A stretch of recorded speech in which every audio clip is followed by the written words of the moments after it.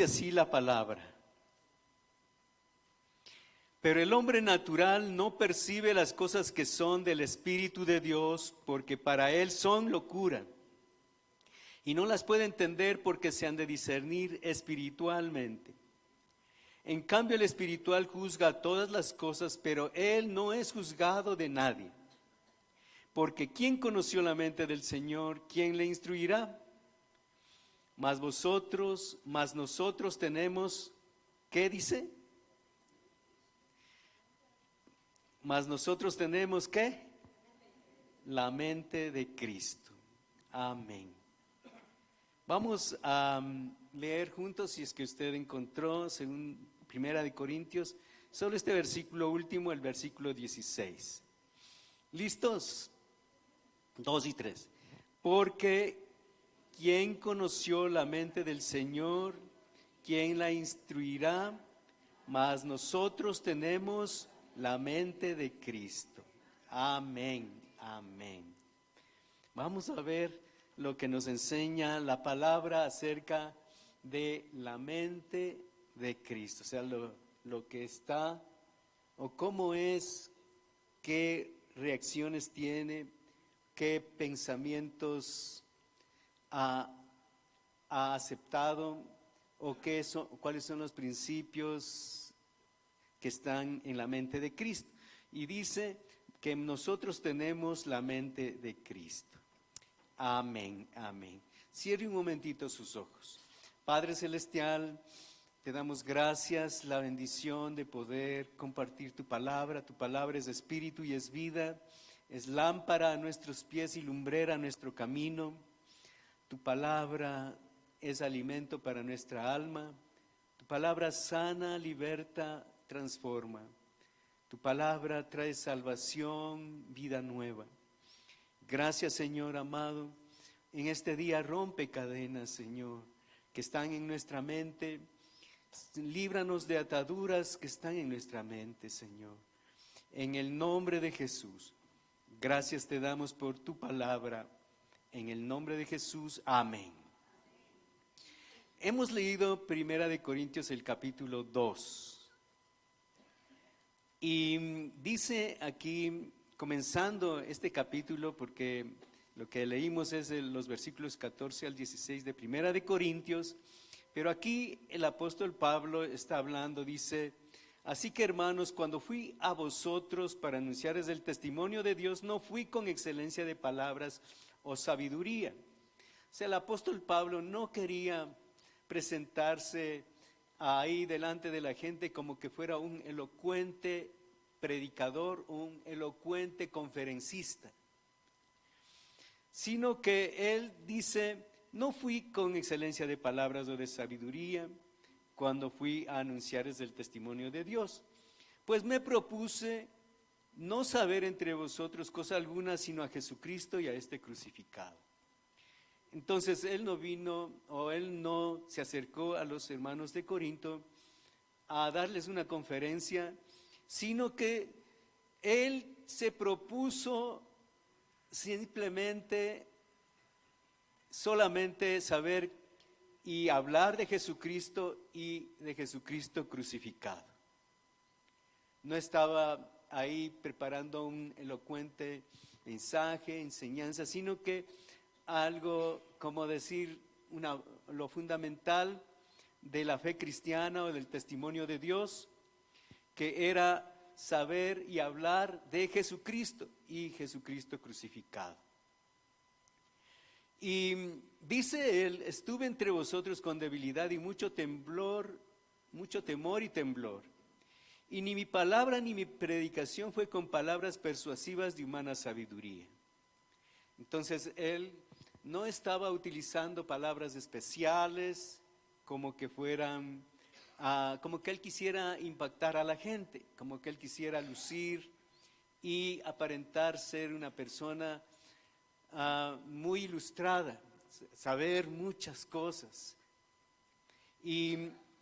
Pero él no se acercó de esa manera, no fue con palabras persuasivas de humana sabiduría, sino con demostración del Espíritu y de poder.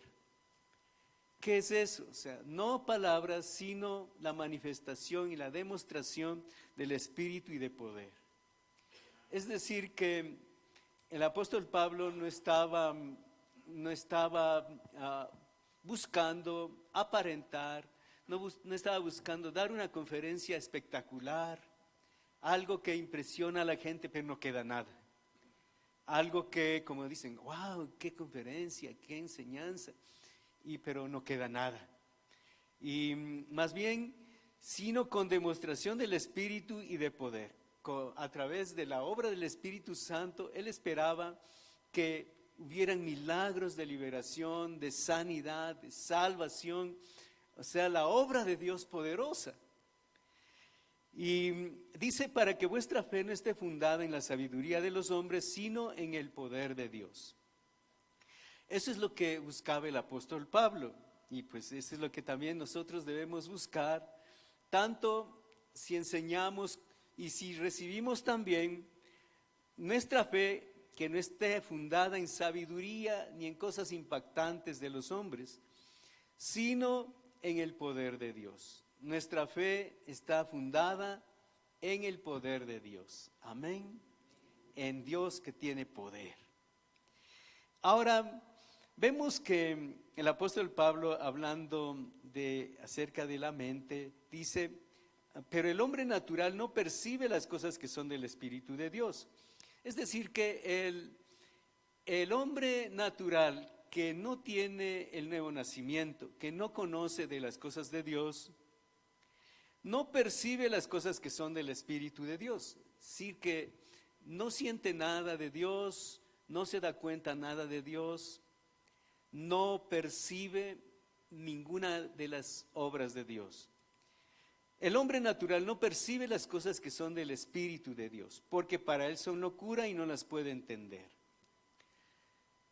Para una persona que no ha sido salvado, tiene salvación, vida nueva, si no ha sido perdonado de sus pecados y está sin Dios, sin fe, sin esperanza, sin la vida nueva, entonces no percibe las cosas que son del Espíritu de Dios, porque para él son locura. Es locura venir a la iglesia, es locura perder el tiempo, es locura dar ofrendas, es una locura estar sentado aquí unas horas, y eso es locura. En realidad, para la gente que no tiene a Dios, piensan que no entienden por qué la gente, los hermanos, los cristianos, venimos a la iglesia y estamos aquí disfrutando de Dios. Una señora entró aquí y dice, qué pena que no tienen ni un santito. Entonces, bueno, para ellos es eso su relación con Dios, ¿no?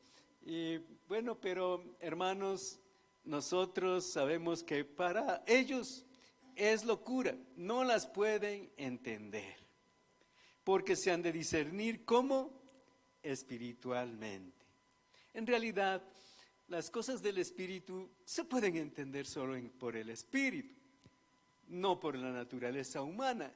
Por eso no entienden las personas y por eso es que no les apetece, no tienen ninguna intención de acercarse a las cosas de Dios, porque se han de discernir espiritualmente. En cambio, el espiritual juzga todas las cosas, pero él no es juzgado de nadie. Porque ¿quién conoció la mente del Señor y quién le instruirá? Mas nosotros tenemos la mente de Cristo. Ahora, esta es la gran verdad, y que si es que nosotros ponemos un análisis a lo que hay en nuestra mente,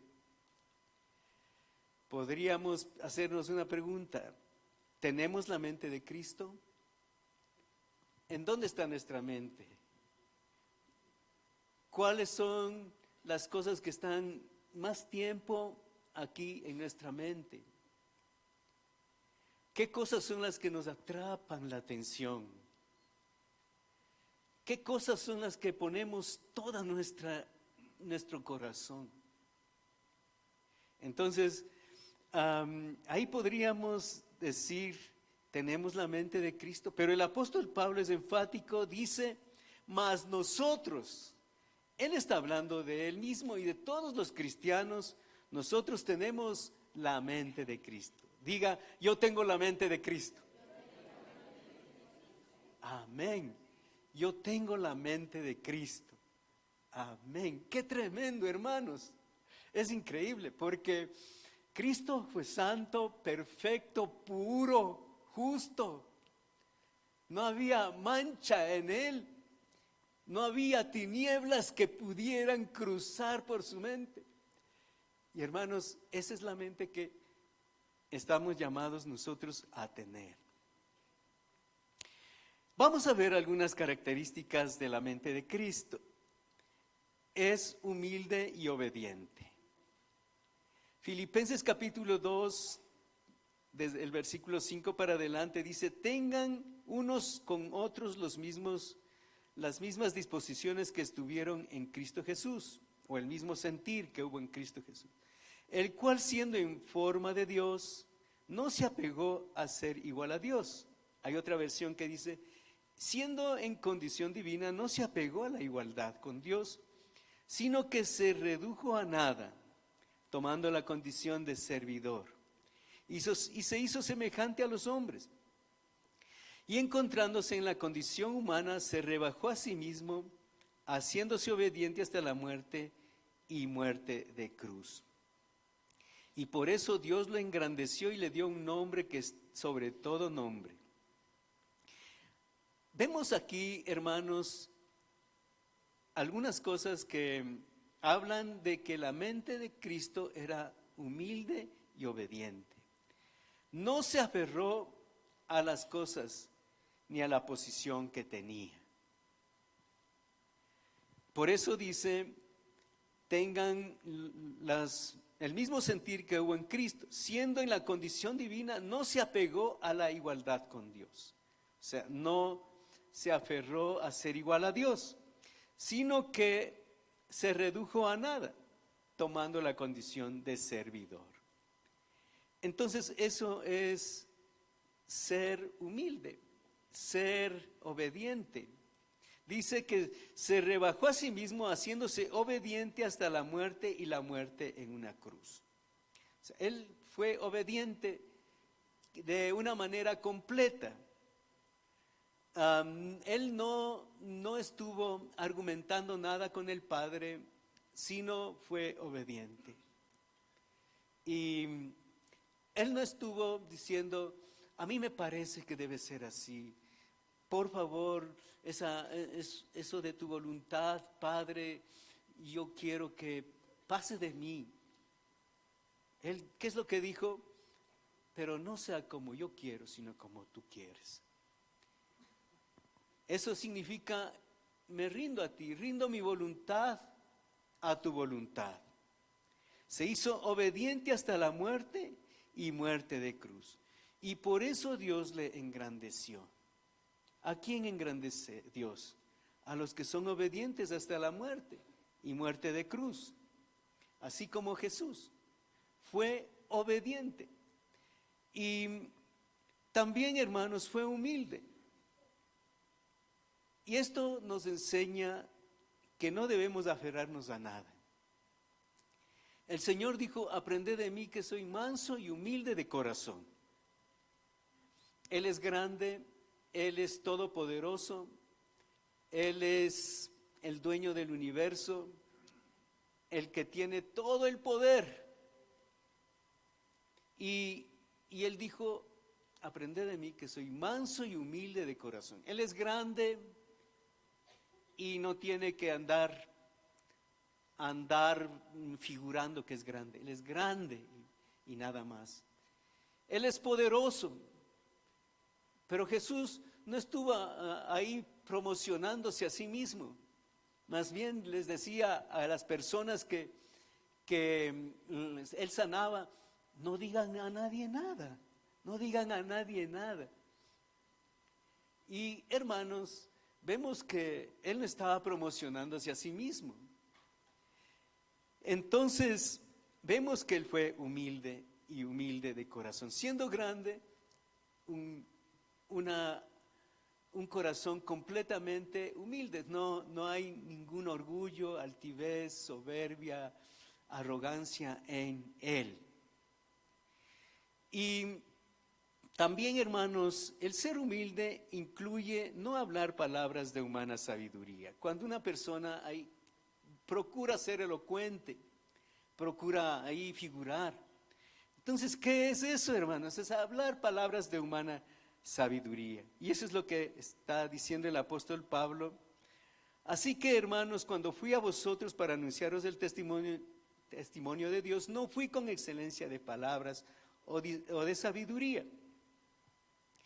Ahora, hablando de ser obediente, en el capítulo 5 del Evangelio según San Juan, vemos cómo Jesús era extremadamente obediente. O sea, él en realidad se puede decir un extremo de obediencia, es absolutamente obediente. Tal vez nosotros luchamos, ¿no? O sea, aquí hay dos intenciones. Quiero obedecer a Dios, quiero obedecer mi naturaleza humana. Quiero obedecer a Dios, quiero poner mis argumentos. Quiero obedecer a Dios, pero algo me inclina para el otro lado. Pero Jesús fue extremadamente acá. O sea, él rindió su naturaleza humana estando en una completa naturaleza humana. Porque él no estaba, cuando estuvo aquí en la tierra, él renunció a su posición, como vimos en Filipenses capítulo 2, el lugar de ser como Dios, el privilegio de ser Dios, renunció para tomar forma de siervo. Pero estando en forma humana, se fue, o mejor dicho, él vivió en el extremo de ser bien obediente y no obediente a su naturaleza humana. O sea, se sometió, se rindió, se humilló, se entregó completamente. Y si él pudo hacer en la naturaleza humana, nosotros también podemos. ¿Por qué? Porque él estuvo igual que usted y yo. Si alguien dice, yo no puedo, es que mi carne me impulsa. Si alguien dice, yo no me aguanto, es que esa es mi naturaleza humana. Algunos dicen, es que estas circunstancias o esa situación que pasé me hizo que me baje de la cruz y reaccioné como carne. Y bueno, entonces, hermanos, pero en cambio Jesús estaba completamente rendido al Padre. Y vemos en Juan capítulo 5, dice que respondió entonces Jesús y les dijo, de cierto os digo, no puede el Hijo hacer nada por sí mismo, sino lo que ve hacer al Padre. Porque todo lo que el Padre hace, también lo hace el Hijo igualmente. Dice entonces, no puede hacer el Hijo, nada por sí mismo, sino lo que ve hacer al Padre. Entonces, él no podía hacer, no debía. Y solamente lo que hacía es lo que ve hacer al Padre. Su modelo era el Padre, su ejemplo era el Padre, su manera de vivir era el Padre, su camino era el Padre. O sea, él habla de que no puede el Hijo hacer nada por sí mismo, nada, absolutamente nada podía hacer el Hijo. Hablando humanamente, no puede hacer nada el Hijo. Ahora, renunciando a hacer algo, él dice, no puede hacer nada, pero solamente lo que ve hacer al Padre. Entonces, el Padre era la guía completa de Jesús. Todo lo que el Padre hace, también lo hace el Hijo igualmente. Y nosotros, tal vez, nos es difícil porque de pronto No estamos con la mente en la palabra, sino en las noticias, sino en el trabajo, sino en los afanes, en la familia, en esta necesidad, en este otro asunto. Estamos bien cruzados de intereses. Y nuestro modelo son las circunstancias y las exigencias de la vida y no el Padre. En cambio Jesús, Él estaba completamente entregado al modelo del Padre. O sea, el Padre era su única guía. Si Él decía algo, el Padre decía algo, Jesús decía. Si el Padre hacía algo, Él hacía. Y eso es lo que también dice en el versículo 30, Juan capítulo 5, el versículo 30. No puedo yo hacer nada por mí mismo. Tomen en cuenta eso. No puedo yo hacer nada por mí mismo. Según oigo, así juzgo, y mi juicio es justo. Porque no busco mi voluntad, sino la voluntad del que me envió, la del Padre. Entonces vemos que Él no estaba procurando hacer nada por sí mismo.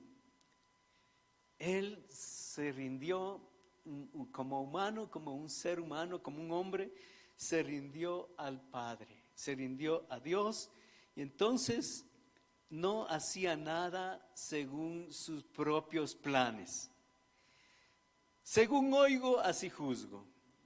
O sea, cómo Él juzgaba, cómo Él tomaba alguna determinación, es según lo que oía del Padre. Él era el modelo, Él era el todo, prácticamente Él era el todo. Claro, debía ser, Jesús debía ser absolutamente nuestro completo modelo como hombre. Entonces, vemos que de esa manera Él en ese extremo fue obediente. Dice, porque no busco mi voluntad, sino la voluntad del que me envió, la del Padre. Y entonces lo que Él procuraba, hermanos, es hacer la voluntad del Padre. Nada más, nada más. Entonces vemos aquí una mente obediente, pero también una mente humilde. También vamos a ver una mente pura. Primera de Juan capítulo 3. El versículo 3 dice, todo el que tiene esta esperanza en Cristo se purifica a sí mismo, así como Él es puro. Vemos entonces, hermanos, que Jesús es puro, absolutamente puro, sin mancha, sin contaminación, extremadamente, o sea, si se pudiera hablar así, o sea, es puro completamente, de una manera perfecta y completa. Y dice la palabra en Primera de Juan capítulo 3, dice, queridos hermanos, el versículo 2, ahora somos hijos de Dios, pero todavía no se ha manifestado lo que habremos de ser. Sabemos, sin embargo, que cuando Cristo venga, seremos semejantes a Él, porque lo veremos tal como Él es. Y todo el que tiene esta esperanza en Él, se purifica a sí mismo, así como Él es puro. Una de las cosas que nos ayuda a nosotros a tener una mente pura, es esperar la venida de Jesús. De una manera constante, anhelar la venida de Jesús. Entonces eso nos ayuda para que estemos desapegados de la tierra y con el corazón y el alma esperando la venida del Señor. Prácticamente ese es el propósito de la vida. Claro que hay otros propósitos que son temporales, pero al final es esperar la venida del Señor y cuando Él venga, ser transformados a su imagen. ¡Qué tremendo! Esa es la esperanza. Sabemos que, bueno, a veces tenemos no a veces, sino siempre tenemos circunstancias que vivimos en lo humano. El apóstol Pablo dice, y lo que lo vivo en la carne, lo vivo en la fe del Hijo de Dios. Esto de vivir en la carne no es vivir carnalmente, sino vivir en lo terrenal, en la naturaleza humana. Vivir, por ejemplo, si es que tengo que dormir, porque ya si soy cristiano, si soy un servidor del Señor, no es que ya no duermo, no es que ya no como. Un hermano decía, los hermanos estaban admirando porque yo fui al baño. No es que si ya somos cristianos ya no vamos al baño, si vamos todavía al baño. No estamos todavía en el cielo, hermano. Entonces,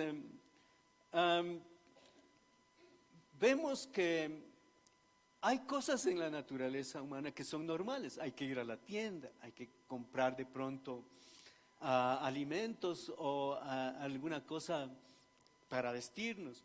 Entonces, todo esto, ¿qué dice? Hay que hacerlo en la fe del Hijo de Dios. En la fe del Hijo de Dios. O sea, si como en la fe, si duermo en la fe del Hijo de Dios, si compro algo en la fe del Hijo de Dios, si de pronto tengo la oportunidad de hacer un viaje o de alcanzar a comprar algún artículo, entonces que todo en la fe del Hijo de Dios, ¿cierto? Entonces, lo que estamos hablando es de que el cristiano debe tener una mente pura. ¿Y cómo es que puede tener una mente pura? Una de las cosas es esperando la venida del Señor Jesucristo. Hay que esperar la venida del Señor Jesucristo. No hay que andar esperando que le paguen el mensual. Algunos andan esperando, ya faltan solo 15 días, 14 días, 13 días, 12 días. Bueno, entonces es lo que espera. Bueno, sí, uno puede esperar y a la fin y al cabo va a llegar. Pero hermanos, tiene que estar o tenemos que estar esperando la venida del Señor, porque eso significa que nuestro corazón no está en la tierra, sino está en el cielo, si es que esperamos la venida del Señor. Y por esa razón, hermanos, es que se purifica a sí mismo, como Jesús es puro. Entonces nos vamos purificando porque vamos comprometiéndonos más con esa verdad de que Jesús viene pronto. Jesús viene pronto. Y si usted y yo queremos irnos y nos encuentra contaminados, peleados, de bronca con el hermano, con la hermana, el hombre con la mujer, el papá con los hijos o los hijos con los padres, hermano, ¿será que hay algún rinconcito por ahí para entrar? Bueno, pero como dice aquí la palabra, hermanos, el que tiene esta esperanza en Él, la esperanza de la segunda venida de Jesús, se purifica a sí mismo como Él es puro. Entonces hay que purificarse. Cuando nosotros vamos a tener la visita de nuestra hija, a veces viene en enero, desde Polonia, y hermanos, nos toca arreglar la casa, porque a ellos sí que les gusta tener todo y perfecto, súper limpio. Entonces, bueno, nos toca purificar la casa, hermanos, tener bien limpia la casa. Estamos esperándoles que vengan, ya en esa expectativa, pues ya con tiempo estamos ya limpiando, ordenando. Ya mi esposa baja las cortinas, lava las cortinas. Yo tengo que andar ahí metido ahí sacando los polvos de los huecos. Entonces, me toca trabajo. ¿Por qué? Porque estamos esperando la visita de nuestra hija. Viene, entonces nos preparamos limpiando todo, ordenando todo. Cuanto más, hermanos, haciendo una relación, si Jesús viene, hermanos, Él es puro, perfectamente puro. Y entonces si Él viene, también nosotros tenemos que purificarnos a nosotros mismos. La casa que debemos limpiar es esta casa. Amén.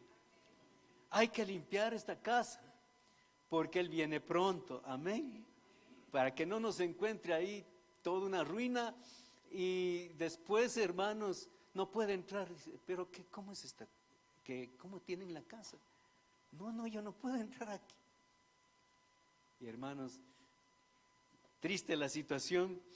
Y entonces, hermanos, vemos que es importante amar la segunda venida del Señor, estar pendientes de que Él viene pronto, y de esa manera nos purificamos a nosotros mismos. Romanos capítulo 12, el versículo 2 dice: no se amolden al mundo actual, sino que sean transformados mediante la renovación de su mente. Así podrán comprobar cuál es la voluntad de Dios, buena, agradable y perfecta. Entonces, hermanos, esto es lo que nos llama a que no nos apeguemos a los moldes de la gente. No hay que ponerse a la par de la gente. Que sean transformados nuestros pensamientos mediante la renovación de nuestra mente. Hay que ir renovando entonces nuestra mente. Y así podrán comprobar cuál es la voluntad de Dios, buena, agradable y perfecta. ¿Cómo es la voluntad de Dios? Diga conmigo: buena, agradable y perfecta. ¿Cree que habrá algo mejor que la voluntad de Dios? ¿Algo que sea más agradable que la voluntad de Dios? Hay muchas cosas agradables en la vida. Hay pecados agradables. Pero, hermanos, ¿será eso como la voluntad de Dios? No. La voluntad de Dios sí es agradable, que llena la mente, el alma, el corazón, el cuerpo. Puede satisfacer todo nuestro ser. El pecado satisface el cuerpo. Los resentimientos satisfacen el alma. Si logra tomar venganza de algo, ya me desquité, ya. Ok, ya listo ahí. Entonces se queda tranquilo porque ya se desquitó. Y entonces, hermanos, pero vemos que nosotros debemos transformarnos mediante la renovación de nuestro entendimiento para comprobar la voluntad de Dios, que es buena, agradable y perfecta. La voluntad de Dios nos va a traer bien. La voluntad de Dios es lo perfecto para nuestra vida. Amén. No hay más. Eso es lo mejor. Y en primera de Pedro 1:14 dice: como hijos obedientes no se amolden a los malos deseos que tenían antes, cuando vivían en ignorancia. Diga conmigo: no me voy a amoldar a los malos deseos que antes tenía. Amén. Ahora diga usted mismo, no me siga a mí, diga usted mismo. Procure decirlo con sus propias palabras: no me voy a amoldar a los malos deseos, no me voy a amoldar en el nombre de Jesús, no voy a obedecer a mis malos deseos de antes, en el nombre de Jesús. No se amolden a los malos deseos que antes tenían, cuando vivían en ignorancia, sino como aquel que os llamó es santo, Sed también vosotros santos en toda vuestra manera de vivir. Amén. Gloria a Dios. Entonces somos llamados a vivir en santidad de una manera diferente. Y esto es lo que trae esa satisfacción profunda, porque la voluntad de Dios es buena, agradable y perfecta. Algunas cosas que debemos erradicar de nuestra mente. Tener una mente egoísta. En este tiempo, hermanos, en toda esta era, ha sido una era de fomentar el humanismo. Y la gente quiere o pone en sus principios fundamentales: quiero tener plata, me voy a hacer millonario, quiero ser popular. ¿Cuántos quieren ser populares? Bueno, ¿cuántos quieren ser millonarios? Nadie. Ojalá que hubiera aquí bastantes. ¿Cuántos quieren ser personas famosas? ¿Alguien quiere ser una persona famosa? Nadie. Nadie. Bueno, entonces, pero lo que dice aquí la palabra, hermanos, es que nosotros debemos aprender a negarnos a nosotros mismos. Mateo capítulo 16, el versículo 24, Jesús dice: niéguese a sí mismo. Cualquiera que quiera venir en pos de mí, niéguese a sí mismo, tome su cruz cada día y sígame. Entonces hay que morir a esas intenciones. Entonces, hermanos, la mente egoísta, este mundo es un mundo de competencias. Gana el que es más competitivo, adquiere un mejor puesto el que es más competitivo, tiene mayores ingresos el que es más competitivo. Este mundo es lleno de competencias. Hay competencias desde el primer grado de la escuela. Ya el niño, el uno es el primero de la clase, el segundo de la clase, el tercero y los demás. Hay competencias en todo. Usted sabe que hay competencias deportivas, hay competencias intelectuales, en todas las áreas. Este mundo es lleno de competencias, de quién es mejor, quién hace más, quién logra más. Entonces, no importa que de pronto uno pueda hacer trampa y llegar a ser de los primeros, pero tengo que ser mejor que otros.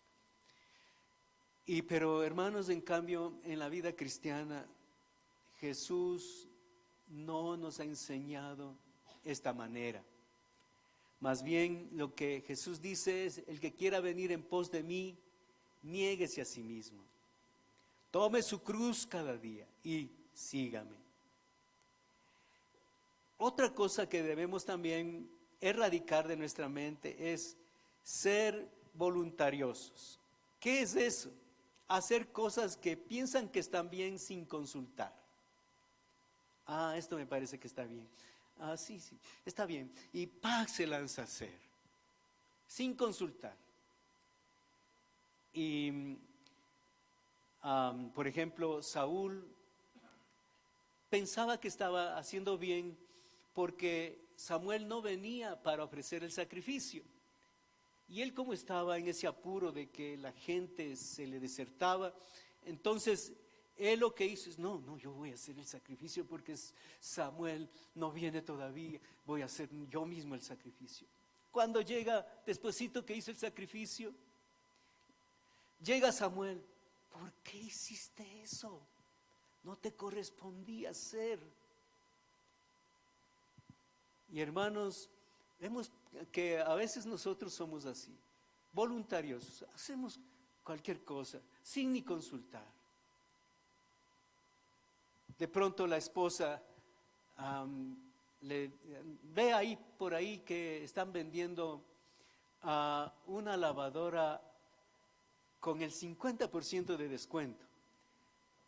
Entonces dice: ¡ay, está tremendo esa lavadora! 50% de descuento. No. Y el que está vendiendo le dice: si usted no compra ahorita, señora, no va a poder tener este descuento. Y dice, ¿y ahora qué hago? No, como que lucha ahí, y tengo que avisarle a mi esposo. No, pero si le tengo que avisar, voy a perder esa oportunidad. Deme la lavadora. No preguntó si funciona o no. Pero compró la lavadora. Hermanos, a veces nosotros hacemos eso. Como que queremos y sabemos que pensamos que eso va a ser bueno. Y hermanos, y no es bueno. Somos apurados. Entonces, hay que renunciar también a esa mente voluntariosa que es hacer las cosas sin consultar. Cuando hay que consultar, hay que consultar. En Judas capítulo 1, el versículo 18 y 19 dice: los que os decían, en el postrer tiempo habrá burladores que andarán según sus malvados deseos. Estos son los que causan divisiones, los sensuales que no tienen al Espíritu. Entonces, este grupo de personas vivían según sus sentidos sensuales, que vivían según sus 5 sentidos: ver, oír, tocar, saborear, escuchar. Solo en eso vivían, en las cosas de la tierra. Y por eso ellos viven según sus propias pasiones. Nuestra voluntad debe estar subordinada el uno al otro, porque debemos sujetarnos los unos a los otros. También debemos sujetarnos a nuestros líderes y no tomar decisiones por nuestro lado. Y sobre todo, en primer lugar, someternos a Dios. Él es nuestro creador. Y como vemos cómo Jesús estaba sujeto al Padre, entonces también nosotros debemos aprender a sujetarnos y no a tomar nuestras propias decisiones. Si hay que consultar, como le digo, hermano, hay que consultar. También hay que erradicar de nosotros la mente que se autojustifica. Hay personas que tienen razón en todo y todos los demás están equivocados. Por eso culpa a todos. Y entonces, hermanos, señala a los otros que tienen tales fallas, murmura de la gente, se queja de los demás y se justifica a sí mismo. No, yo estoy bien, yo soy buen líder, buen siervo. Entonces, esa es una mente que se autojustifica. Y lo que dice Tito capítulo 3 del versículo 5 dice: nos salvó no por obras de justicia que nosotros hubiéramos hecho, sino por su misericordia, por el lavamiento de la regeneración y por la renovación en el Espíritu Santo. Nosotros no hacemos obras de justicia. Solo Jesús hizo la obra perfecta de justicia sobre nuestras vidas para nosotros vivir en su justicia. Y si nosotros hacemos algo, hermanos, somos llamados a hacer cosas buenas. Porque dentro de la salvación tenemos que hacer cosas buenas para la gloria de Dios. No para la salvación, sino dentro de la salvación. También debemos erradicar tener una mente autocompasiva. Pobre de mí, no valgo nada. Nadie me quiere, nadie me ama, nadie me apoya. ¿Cuántos andan diciendo eso? Levante el brazo. Mi mamá no me ama, mi papá me pega. Entonces todo el mundo se anda quejando. Y hermanos, pobre de mí. Esa es la mente autocompasiva. Segunda de Samuel, capítulo 9, habla de Mefiboset. Él era un niño que era sucesor del rey. Entonces posiblemente él podía haber sido rey. Pero cuando hubo guerra, entonces huyeron y la nodriza le cogió y huyó. Y entonces en eso de la huida se le cayó y él quedó lisiado de los pies. Y entonces en 2 de Samuel capítulo 9, el versículo 8 dice Y él inclinándose dijo, ¿quién es tu siervo? Él está hablando, Mefiboset, delante de David. ¿Quién es tu siervo para que mires a un perro muerto como yo? ¿Cómo se consideraba Mefiboset? Un perro muerto. Un perro vivo, bueno, vale, ¿no? Vale. Algo vale el perro vivo. Pero un perro muerto no vale para nada, hermano. Hay que enterrarlo, hay que botarlo a la basura rápido. Y hermanos, eso se consideraba él. Ni siquiera un perro vivo, sino un perro muerto.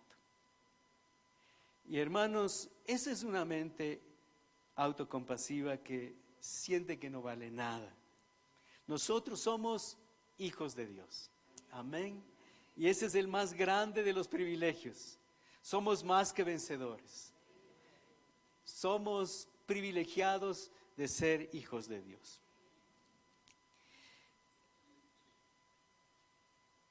También debemos erradicar una mente con adulación propia. Romanos capítulo 12, el versículo 3 dice, no tengan más alto concepto de sí que el que debe tener, sino que piense de sí con cordura, conforme a la medida de fe que Dios repartió a cada uno. Entonces hay que pensar de uno mismo de una manera equilibrada, sana, no teniendo un mayor concepto, un más alto concepto que el que debe tener, sino equilibradamente, con cordura, no pensándose un perro muerto, pero tampoco creyéndose superior a todos, creyéndose el gran líder o podríamos decir la persona más superior a los demás. Entonces, dice que no tenga más alto concepto de sí que el que debe tener, sino que piense de sí con cordura, conforme a la medida de fe que Dios repartió a cada uno. Eso, hermanos, es fe. Si uno tiene un concepto sano de uno mismo, es fe. Tiene y piensa de sí equilibradamente, en paz. No está en angustias, queriendo lograr algo más de su línea, o luchando por algo menos de su línea, sino está pensando de sí mismo con cordura, y vive feliz, y vive tranquilo. Entonces, hermanos, hay que evitar eso de una mente con adulación propia. También una mente llena de amargura, crítica constante, descontenta con todo. Hay que erradicar eso. Nosotros debemos someter nuestros pensamientos a la obediencia a Cristo. Lo que dice Primera de Corintios, capítulo 10, del versículo 5. Derribando argumentos y toda altivez que se levanta contra el conocimiento de Dios y llevando cautivo todo pensamiento a la obediencia a Cristo. Diga conmigo, llevando cautivo todo pensamiento a la obediencia a Cristo. Es como que si los pensamientos fueran rebeldes, como que fuera un muchacho robusto, fuerte, pero rebelde. Y entonces, hermanos, nosotros debemos derribar a ese muchacho fuerte, pero rebelde. Debemos derribarlo. Derribando todos los argumentos y toda altivez que se levanta contra el conocimiento de Dios. Y llevando cautivo, o sea, le derriba y le pone unas llaves. O le pone un candado. Bueno, puede comprarse un candadito de esos chiquitos de por ahí. Pero no se trata eso sino que es de someter nuestros pensamientos.